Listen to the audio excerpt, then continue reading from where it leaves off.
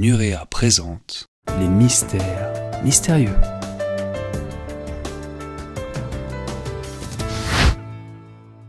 L'histoire que vous allez découvrir aujourd'hui aurait pu être un simple fait divers. Une prise d'otage impliquant 136 enfants et leurs enseignants aurait dû se conclure par une véritable tragédie. Pourtant, l'école élémentaire de Cokeville aux États-Unis deviendra le théâtre d'un incroyable dénouement.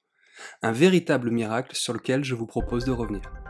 Nous sommes le 16 mai 1986 à Cokeville, une petite ville américaine de moins de 1000 habitants située dans le Wyoming. Ce jour-là, en début d'après-midi, David Young, un ancien officier de police de la ville, licencié pour mauvaise conduite, et Doris, son épouse, pénètrent dans l'école élémentaire de Cokeville, armés d'un attirail meurtrier. 4 fusils, 9 armes de poing et une bombe artisanale composent l'arsenal dont ils disposent pour ce qui est une réelle prise d'otage. Sitôt entré dans l'établissement, David Young déclare d'une voix forte : « Ceci est une révolution, cette école est prise en otage. N'appuyez sur aucune alarme, ne répondez à aucun téléphone et n'appelez pas pour demander de l'aide. J'ai des fusils et ceci est une bombe. Vous et moi sommes seulement à 1 cm de la mort. » Il remet également aux personnes présentes un document dans lequel il révèle les contours de sa folle entreprise et son souhait de voir la société changer radicalement pour laisser place à un monde nouveau. Le couple Young, qui prévoit de faire exploser la bombe, exige une rançon et envisage même d'emmener les enfants avec lui afin d'en faire ses disciples. Doris Young fait alors le tour des salles de classe et invite les instituteurs et leurs élèves à se rendre en salle 2, prétextant une situation d'urgence. Plus de 150 personnes, dont 136 enfants, se retrouvent rapidement dans la petite pièce où chaque adulte se voit remettre le manifeste de David Young. Manifeste intitulé « Zero equals Infinity » et qu'il a par ailleurs pris soin d'envoyer aux autorités et à la presse avant de mettre son plan à exécution. Le piège est désormais en place. David Young se tient au centre de la pièce à côté de son arsenal. Une corde relie son poignet à un panier qui s'avère être une bombe, qu'il menace de faire exploser à tout instant. Il exige une rançon exorbitante de 2 millions de dollars par otage, et une entrevue avec le président Ronald Reagan. Il donne ensuite l'autorisation au personnel scolaire d'aller chercher de quoi distraire les enfants. En pleurs pour certains, en proie à des maux de tête pour d'autres, en raison de l'odeur d'essence dégagée par la bombe conçue par Young. Doris Young tente même de les rassurer, en comparant cette expérience à un film d'aventure, et en leur assurant qu'ils deviendraient célèbres. Enseignants et élèves entament ensuite un chant, en l'honneur de Jeremiah Moore, qui fête son 7e anniversaire. Chant repris par ailleurs par nos 2 preneurs d'otages, sans toutefois réussir à faire retomber l'immense pression qui règne alors dans la pièce. David Young, stressé par les enfants trop proches de lui à son goût, ordonne aux enseignants de pousser chaises et tables, puis de tracer un carré au sol autour de la bombe, avant de déclarer « Traversez cette ligne de la mort, et je commencerai à tirer sur les adultes.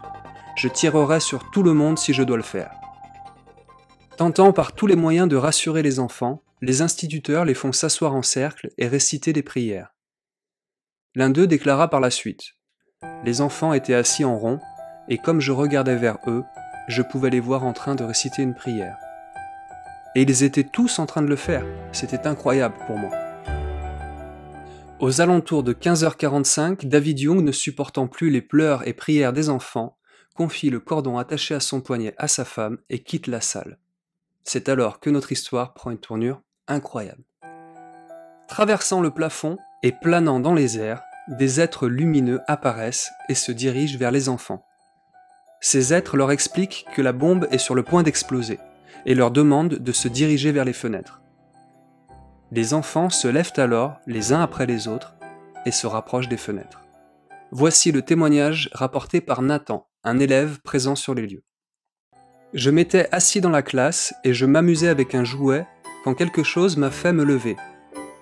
C'est quand j'ai vu les anges. Ils étaient brillants, avec de longues robes blanches fluides. Certains se tenaient la main. Ils ont glissé à travers le plafond et sont restés suspendus dans les airs pendant 1 seconde. Je me sentais totalement en sécurité. Tout le monde semblait avoir un ange. Ils sont descendus à côté de nous. Mon ange était une belle femme lumineuse.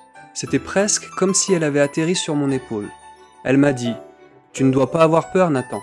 lève-toi et va vers la fenêtre, la bombe va exploser. J'ai simplement fait ce qu'elle m'avait dit, et d'autres enfants ont commencé à faire la même chose. Prise de court par la situation, Doris Young ordonne aux enfants de se rasseoir. Mais gesticulant et oubliant le cordon fixé à son poignet, elle actionne sans le vouloir la bombe artisanale qui la projette telle une torche enflammée à travers la pièce, projetant par là même les enfants contre les murs et remplissant la salle d'une fumée noire et épaisse. Les adultes présents sur place profitent alors de la situation pour aider les enfants à sortir. Les témoignages relatifs à cette évacuation amènent eux aussi de nombreuses questions. Si nombre d'enfants se rappellent parfaitement avoir rejoint l'extérieur par leurs propres moyens, d'autres en revanche font des déclarations surprenantes. D'après le Billings Gazette, Jenny Johnson se souvient par exemple qu'elle a rampé jusqu'à un couloir reliant sa classe à l'autre avant de s'évanouir. Elle se remémore ensuite son grand-père qui l'étreignait, puis quelqu'un qui l'aurait porté, quelqu'un qu'elle n'avait jamais rencontré auparavant. Alors que les enfants étaient pris en charge par leur famille, par les forces de l'ordre et les secours présents à l'extérieur du bâtiment, à l'intérieur de celui-ci, David Young, alerté par l'explosion, retourne dans la salle de classe, où il tire dans le dos de John Miller, un professeur de musique qui s'enfuyait. Il y découvre sa femme agonisante et abrège ses souffrances à l'aide d'une arme à feu qu'il utilise ensuite pour mettre fin à ses jours. Dehors, les enfants ne tardent pas à partager ce qu'ils ont vu avec leurs proches. Des anges qui planaient au-dessus d'eux et les auraient sauvés. Certains élèves rapportent la présence d'un grand ange qui les protégeait de ses ailes déployées. D'autres parlent d'une belle dame qui leur était apparue, ou de défunts parents qui les avaient guidés. Quelques-uns expliquent que juste avant l'explosion, les anges s'étaient rassemblés en leur souriant autour de la bombe, en se tenant en ronde par la main. Surpris et sceptiques dans un premier temps, les personnes présentes ce jour-là ne tardent pas à revoir leur position devant la multitude des témoignages rapportés et la troublante similitude entre ceux-ci, renforçant un peu plus l'idée qu'un véritable miracle s'était peut-être produit ce jour-là à Cookeville. Cette prise d'otage aurait dû se conclure par un véritable massacre, la bombe analysée ultérieurement révélant la grande sophistication avec laquelle elle avait été élaborée et son fort potentiel destructeur. L'explosion, qui aurait dû se propager vers l'extérieur en une immense boule de feu, a été miraculeusement canalisée vers le haut, épargnant ainsi les otages et provoquant la plus totale incompréhension des experts.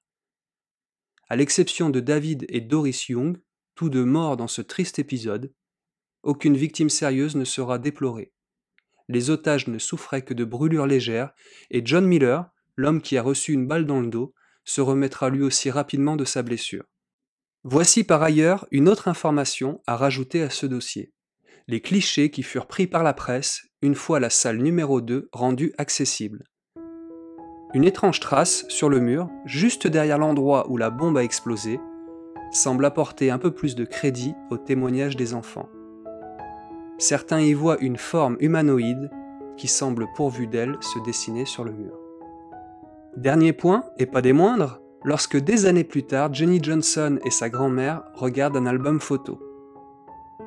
La jeune fille s'attarde sur la photo d'une femme qu'elle ne connaissait pas. « Voilà la dame, dit-elle alors. C'est elle qui était avec moi. » Quelle ne fut pas la surprise de sa grand-mère qui lui expliqua qu'elle ne pouvait pas l'avoir connue. Cette femme était sa propre tante. Elle était morte bien avant sa naissance.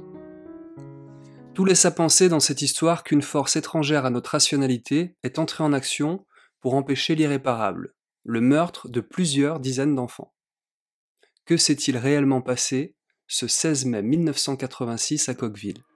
Des anges sont-ils vraiment intervenus pour sauver toutes ces vies?